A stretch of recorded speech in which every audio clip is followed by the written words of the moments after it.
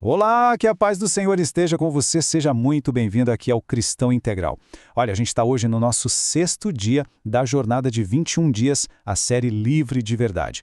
É um caminho, né, onde a gente está juntos desestruturando passo a passo as amarras da pornografia e da masturbação. E o tema de hoje, gente, é absolutamente crucial, talvez seja um dos pilares que sustenta a repetição do pecado na vida de muita gente. Nós vamos desarmar o ciclo da vergonha. E olha, se este devocional está sendo uma bênção para a sua vida, se tem trazido um pouco de luz para a sua caminhada, eu queria te pedir, curte este material, compartilha com alguém que você sabe que também precisa dessa liberdade e, claro, se você não é inscrito, se inscreva no nosso canal para a gente poder continuar crescendo junto, tá bom? Vamos começar? Como você está vendo aí, aqui no Cristão Integral o nosso lema é buscar uma fé que pensa e uma mente que ama a Deus.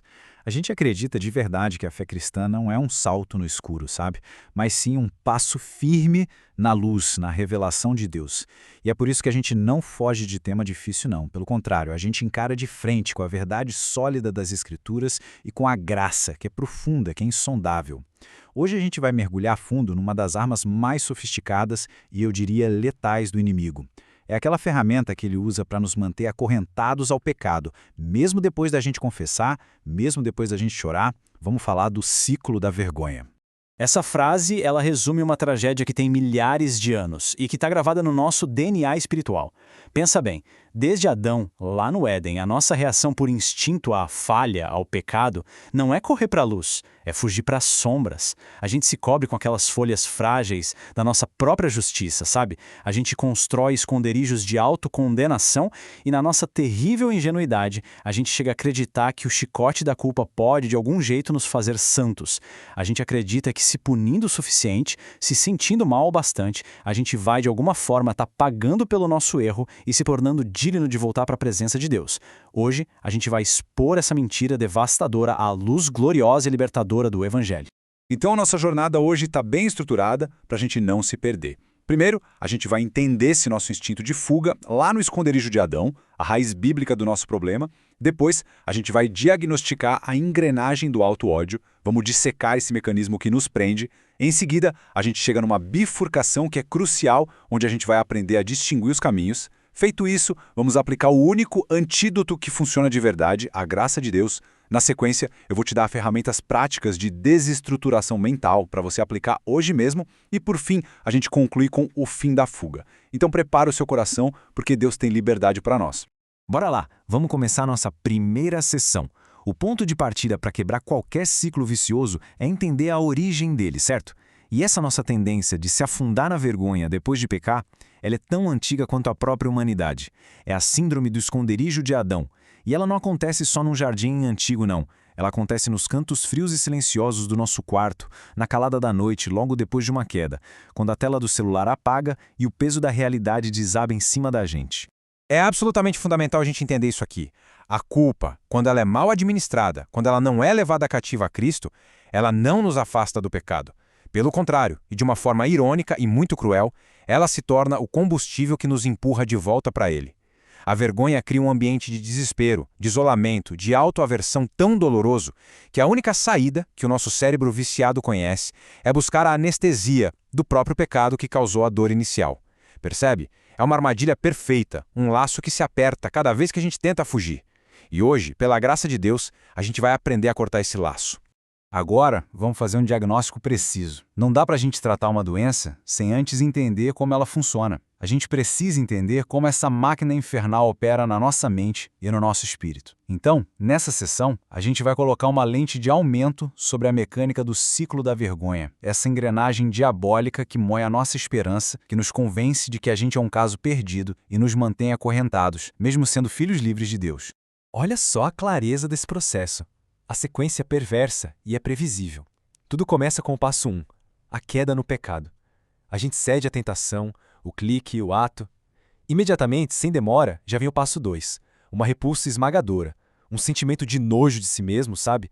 A sensação de ser um lixo, uma fraude espiritual. É o auto-ódio na sua forma mais pura. E esse auto-ódio, por sua vez, ele gera o quê? O passo 3, uma dor emocional aguda. É um sofrimento real, uma angústia que parece insuportável. E aqui está o ponto de virada trágico. Como é que o nosso cérebro pecaminoso, treinado pelo vício, aprendeu a lidar com a dor? Buscando o passo 4, a anestesia do vício. A mente grita por alívio, e o caminho mais curto, mais conhecido, é o próprio veneno que causou a ferida. E ao ceder de novo para anestesiar a dor da última queda, o que acontece? O ciclo se repete. Só que dessa vez, com mais força, com mais vergonha, com mais desespero. A condenação não nos afasta do precipício. Ela amarra uma pedra no nosso pescoço e joga a gente lá de cima. Mas por que a gente reage com tanto choque e com tanta autoaversão? Se a gente aplicar as lentes do aconselhamento bíblico, a gente vai descobrir um ídolo escondido por trás de todo esse desespero. O nome dele é orgulho ferido, ou, falando teologicamente, justiça própria. A devastação que a gente sente não é só uma tristeza genuína por ter ofendido a Deus. É também, e talvez principalmente, o choque de ver o nosso próprio bezerro de ouro moral desmoronar. É a dor de perceber que a gente não é tão forte, tão santo, tão bom cristão quanto a gente pensava. Lá no fundo, a gente acreditava que era melhor do que isso, que a nossa força de vontade, nossa sequência de dias limpos, nosso esforço, que isso deveria ser suficiente. A gente confiou em nós mesmos, no nosso desempenho, e não na graça sustentadora e diária de Cristo. Então a queda não só expõe o nosso pecado, ela quebra o ídolo da nossa autossuficiência. E a dor que a gente sente é, em grande parte, a dor do nosso ego estilhaçado. Então, o ponto crucial é esse pensamento tóxico que se instala. A crença pagã e não cristã de que a gente precisa se punir, se sentir um lixo por horas ou dias para de alguma forma provar a Deus o nosso arrependimento. A gente tenta pagar nossos próprios pecados com a moeda da nossa angústia, da nossa depressão. É como se no nosso coração a gente estivesse dizendo para Deus: Senhor, o sacrifício do teu filho foi bom, muito obrigado, mas foi um pagamento parcial. Deixa eu adicionar aqui a minha cota de sofrimento emocional para a gente fechar a conta de verdade. Isso, meus irmãos, é uma afronta ao Evangelho da Graça. Isso ignora que o preço já foi pago, e foi pago por completo, de forma final e definitiva, lá no Calvário. E essa compreensão nos leva a um ponto de decisão, uma bifurcação no caminho logo depois da queda. A Escritura é clara demais ao nos mostrar que nem toda tristeza pelo pecado é igual. Existe uma tristeza que leva à morte e uma tristeza que leva à vida. Entender essa distinção com uma clareza cirúrgica é absolutamente vital para a gente quebrar o ciclo da vergonha e começar a caminhar em novidade de vida. É bem aqui que a estrada da liberdade se separa da estrada da escravidão. Esse versículo, escrito pelo apóstolo Paulo, é a nossa âncora, a nossa bússola para esta sessão. Ele estabelece um contraste absoluto, sem meio termo. De um lado, você tem a tristeza segundo Deus, que é produtiva, que gera algo bom e duradouro, arrependimento para a salvação, algo que não deixa um rastro de amargura ou de autopiedade, mas de gratidão, de renovação. Do outro lado, tem a tristeza do mundo, cujo fruto final é simplesmente a morte. Morte espiritual, morte emocional, a morte da esperança. Uma nos leva correndo para os braços do Pai, a outra nos afunda ainda mais no lodo do esconderijo de Adão. A diferença fundamental está aqui, olha só. De um lado, a tristeza do mundo é egocêntrica. O foco está no eu. A pergunta que ela faz é: como eu pude fazer isso comigo? Como eu sou tão fraco? O que as pessoas vão pensar de mim? A minha reputação, o meu ministério, a minha autoimagem. Está tudo arruinado. É uma tristeza focada na perda pessoal e no orgulho ferido. O resultado, morte e isolamento. Agora olha para o outro lado. A tristeza segundo Deus é teocêntrica. O foco muda do nosso ego ferido para a glória ofendida, porém misericordiosa de Deus. A pergunta se torna: como eu pude entristecer o Senhor que tanto me ama? Como eu pude ofender a santidade do meu Redentor com esse ato? Como eu pude tratar o sacrifício dele com tanta leviandade? O resultado dessa tristeza é vida. É arrependimento que leva à salvação e à alegria renovada da comunhão com ele. O pastor e conselheiro Paul Tripp nos adverte com uma sabedoria enorme sobre esse perigo constante que a gente enfrenta. O remorso pessoal é a dor do nosso orgulho ferido. O arrependimento espiritual é a dor por ter ofendido um Deus santo e amoroso. Um nos deixa paralisados na autopiedade, remoendo a nossa falha. O outro nos impulsiona em direção à cruz, em busca de perdão, purificação e restauração. O chamado para nós hoje é claro: pare de tentar pagar sua dívida com as lágrimas do seu orgulho ferido e comece a correr, de mãos vazias e coração humilhado, para a suficiência inesgotável da cruz de Cristo. Ok. Tendo diagnosticado o problema com precisão e entendido a diferença crucial entre a tristeza que mata e a que vivifica, a gente chega agora no coração da solução. Chegamos num único antídoto verdadeiro e duradouro. Essa sessão é sobre a beleza escandalosa e absolutamente suficiente da graça de Deus, que se manifesta na cruz de Cristo como a única resposta definitiva para o veneno do nosso auto-ódio e da nossa vergonha. Por favor, deixe essa verdade entrar fundo no seu coração. Essa é uma das declarações teológicas mais libertadoras que a gente pode entender. A beleza da graça não exige o seu auto-ódio. Ela não pede a sua autopunição. Ela exige a sua fé no sacrifício perfeito, completo e acabado de Cristo. Cada minuto que você passar se autoflagelando, se sentindo um verme, tentando se punir para equilibrar a balança com Deus, você está na prática olhando para o Calvário e dizendo que aquilo não foi o bastante. Você está diminuindo a obra de Cristo e exaltando o poder do seu próprio sofrimento como se ele tivesse algum valor para te perdoar. Isso precisa parar hoje. Vamos nos firmar nessas verdades. Elas são o fundamento da nossa fé. Pensa nisso. Jesus suportou a vergonha pública mais extrema que um ser humano poderia suportar. Despido, espancado, pregado no madeiro, exposto à zombaria de homens e demônios. E por quê? Para que a sua vergonha secreta, a sua sujeira escondida na madrugada, pudesse ser totalmente coberta e perdoada. Ele fez a grande troca. Ele tomou sobre si o que era nosso: pecado, culpa, vergonha, para nos dar o que era dele: perdão, justiça, aceitação. Ele te oferece o manto brilhante da justiça dele para cobrir a sua sujeira. O verdadeiro arrependimento abraça essa dupla realidade. Sim, a gente é muito mais pecador do que ousa admitir, a nossa depravação é mais profunda do que a gente imagina. Mas, ao mesmo tempo, em Cristo Jesus, a gente é infinitamente mais perdoado, aceito e amado do que a gente jamais ousou sonhar. A graça não ignora o seu pecado, não. Ela o absorve e o aniquila na cruz. Certo. Agora vamos da teologia para a prática. Como é que isso se aplica na nossa vida diária, no calor da batalha? Não basta concordar com a cabeça com a doutrina da graça. A gente precisa de ferramentas práticas para desmontar as fortalezas mentais que a vergonha construiu ao longo de anos na nossa mente. Essa sessão é sobre colocar a mão na massa, sobre treinar nossa mente a pensar biblicamente no momento da crise. Pega o seu diário de renovação ou só um pedaço de papel. O nosso primeiro exercício é de pensar sobre o nosso pensamento. E ele não vai lidar com atos, mas com palavras. Eu quero que você responda com total sinceridade, como se estivesse diante do Senhor, como é o seu monólogo interno depois de uma queda. Não edita, não só avisa. Escreve as palavras cruéis, os xingamentos, as generalizações, sabe? Eu sou um fracasso. Eu nunca vou mudar. Eu sou um lixo. Deus deve estar com nojo de mim. Escreve as sentenças exatas que você fala contra si mesmo no tribunal da sua consciência. A gente precisa expor o acusador que vive dentro de nós para a gente poder silenciá-lo com a verdade. Agora, a segunda pergunta, baseada no que você acabou de escrever. Analisa com frieza e honestidade. Como é que esse sentimento prolongado de inutilidade, de vergonha e de auto-ódio tem na prática deixado você mais fraco, mais apático, mais desesperançoso e, ironicamente, mais vulnerável a ceder de novo nos dias seguintes? Reconheça a total ineficácia da sua culpa como uma agente de mudança. Veja como ela, na verdade, prepara o terreno para a próxima derrota, criando a tempestade emocional perfeita para que o vício se apresente como o único guarda-chuva disponível.